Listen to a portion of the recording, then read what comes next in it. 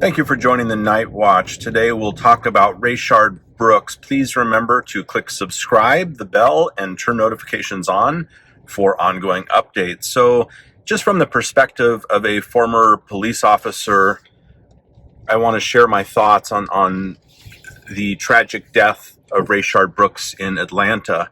And unfortunately, for the sake of Rayshard Brooks and his family, friends, loved ones, and community, we have another case of a man being shot down by police in a manner that is quite clearly unjustified. Now, just to put in the law enforcement perspective, if a law enforcement officer feels that their life is in imminent danger, for example, if you're in a situation where someone is about to shoot you with a stun gun and you don't have a partner there, you're alone in a situation where if you are incapacitated, you would be in imminent danger of death, then there would be an argument for the use of legal force. For example, if you're alone at night in an alley and someone has a stun gun pointed at you and they've just killed somebody and they're about to pull the trigger on the stun gun, and a reasonable person would pretty much assume that once you get stunned and you're incapacitated that you'll probably be killed, that would possibly justify lethal force. In that exact example, no moving parts, just kind of a textbook sample, that would be most likely deemed to be an acceptable use of lethal force. Now, the problem we have with Mr. Rayshard Brooks from a law enforcement perspective is simply this. This is the part that you really can't get past. He was shot twice in the back. And so if the law enforcement officer felt that he was in imminent risk of death or severe bodily injury that could lead to death, for example, how could that be possible when firing into the back of someone who's running from you?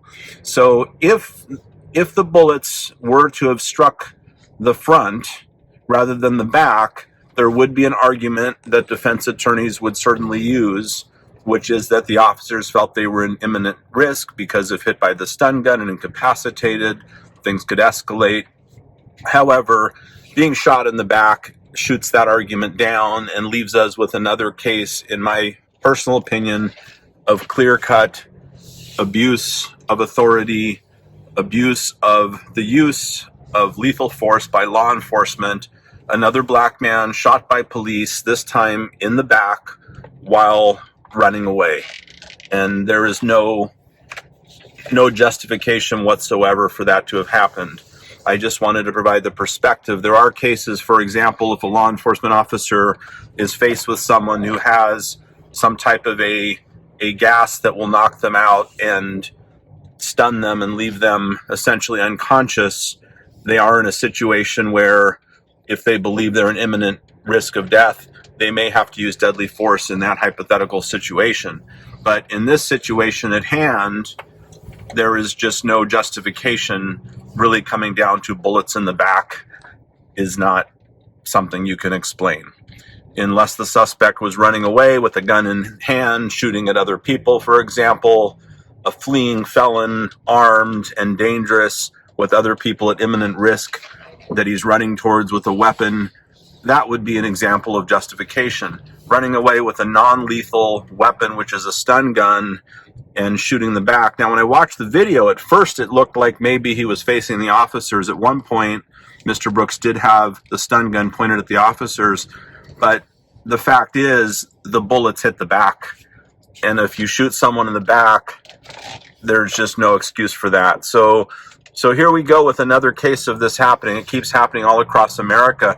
And what's interesting is law enforcement officers are beginning to resign, which you can't blame them. I mean, the problem is for the good cops out there, and there are good cops out there, they are now in a profession where many of them are truly hated, just hated by the masses, even the good cops. And that's the problem. There are plenty of good cops who are actually trying to do the right thing, and they're there to make a positive, meaningful difference and save lives. And there are also those that are out there for the wrong reasons and who either are racially motivated, which is unacceptable and must be cleansed throughout law enforcement, or they're just bad cops and they're hostile and they're aggressive and they want to escalate things towards violence. Not all are racist. Some certainly are. Some are just violent, aggressive, angry people that are on a power trip and they're just looking for a reason to get into the zone of violence and get into the zone of potentially using lethal force. And there are many good cops out there too, and their good deeds are overshadowed by the many police officers that unfortunately are there for the wrong reasons and are exploiting their positions of power and authority. And it just keeps happening. It just keeps happening. So it seems that ultimately, I believe a lot of good officers will resign, unfortunately. I don't know how this can work as far as not having law enforcement seems not to be viable. We do need someone to respond to 911 calls when someone's breaking into our homes or abducting children or there's a shooter in a mall. We need law enforcement there to assist with those situations and to save lives. However, politicians and government authorities, and especially the higher ups in law enforcement that apparently have been looking the other way for way too long, need to clean up law enforcement so that we get past these continuous issues that just never seem to stop. The good news is now they're in the spotlight. For a long time, it seems like some cases were in the spotlight, many were not. Now we're at a point where any severe injustice that occurs, it looks like it's not going to go unnoticed, which is good, and that will lead to ultimately to positive change.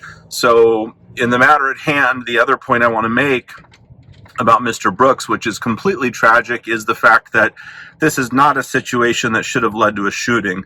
Complete mismanagement and negligence by law enforcement.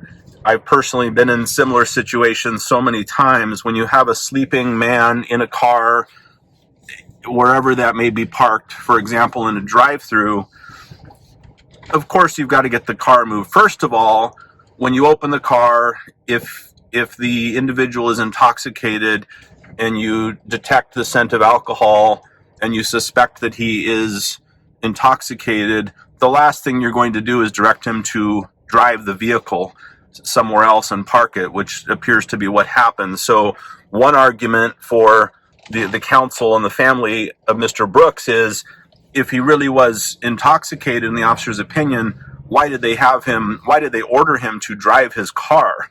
So obviously that shouldn't have happened. They should have had him exit the vehicle and would have had the vehicle essentially impounded. Even if it's blocking customers at Wendy's for a little while, they can park and walk inside and do takeout instead of drive-through. It's not the end of the world. So they shouldn't have had him drive the car if they felt Mr. Brooks was in fact intoxicated. But moving past that point, you had someone that was sleeping that apparently was possibly intoxicated with alcohol. I don't know what the percentage was. That's at least what's being said at this point. So assuming that's the fact, was it over the limit or not? In any case, someone that's disoriented, that you just woke up, that was passed out, that's clearly visibly disoriented, should not have led to this type of escalation of force. And just to think of the tragedy of being passed out unconscious, being woken up, and suddenly fighting for your life. Who knows what Mr. Brooks was thinking when he was being handcuffed and thrown to the ground? Probably thinking, I'm next. I'm going to be shot. This is it. And unfortunately, that's now on everybody's minds. So the problem we now are faced with is a reasonable person, especially a black man in America, who is being thrown to the ground and cuffed by police officers, is going to think, I'm in risk of being murdered. And that's the culture and environment that we unfortunately in America have now created and are faced with. Is, can you blame someone from thinking that law enforcement is going to murder them when they're thrown face down on the ground and restrained and unarmed? It seems that there's going to be a lot of people wanting to fight back, and we've created that problem and we need to fix it. That's it for this episode. Please click subscribe, the bell, notifications on, and we'll keep you updated. Thank you for joining.